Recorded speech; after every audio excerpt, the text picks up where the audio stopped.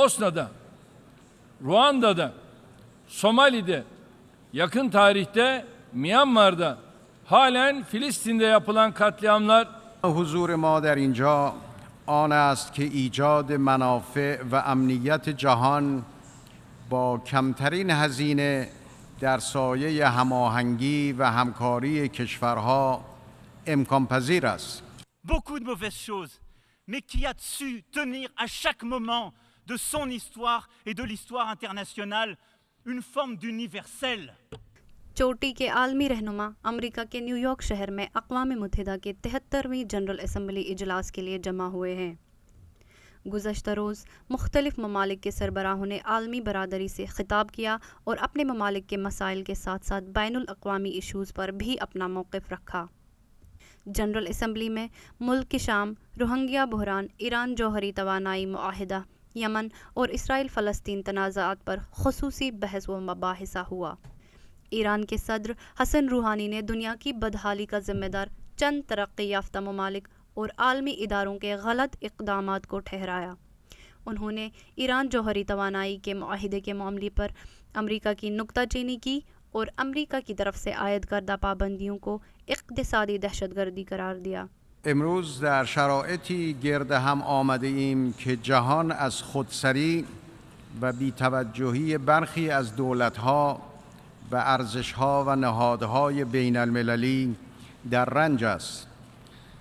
پیام حضور ما در اینجا آن است که ایجاد منافع و امنیت جهان با کمترین هزینه در سایه هماهنگی و همکاری کشورها. दूसरी तरफ तुर्की के सदर रजब तैयब अर्दगान ने अक़वाम मुत्तहिदा की नाअहली को आलमी बदअमनी का ज़िम्मेदार ठहराया। उन्होंने कहा कि बोस्निया, रुवांडा, सोमालिया, म्यांमार और फ़लस्तीन में यूएन की आंखों के सामने कत्ल आम हो रहा है और वो महज तमाशाई का किरदार अदा कर रहा है।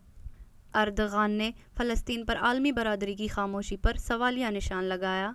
उन्होंने कहा, ख्वाह पूरी दुनिया फ़लस्तीनियों से मुंह मोड़ ले, अलबत्ता तुर्की मज़लूम फ़लस्तीनियों के साथ है और हम अपने पहले करबला यानी यरूशलेम के तहफ़्फ़ुज़ का अज़्म रखते हैं। eşten büyüktür derken de insanlığın ortak vicdanının sesi olduğumuza inanıyoruz. Zira artık dünya 2. Dünya Savaşı sonrasının şartlarında değil. Burada 194 ülkeden temsilciler var.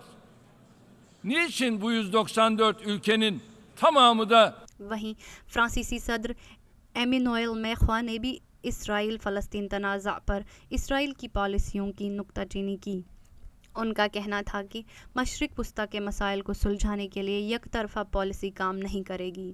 उन्होंने कहा कि इस मसले की तरफ 2 रियासती हल ही कारगर हो सकता है, जिसमें यरूशलेम को दारुल हुकूमत बनाना पड़ेगा। फ्रांसीसी सदर ने अमेरिका की माहौलियात और ईरान की पॉलिसियों पर भी शदीद नुक्ताचीनी की।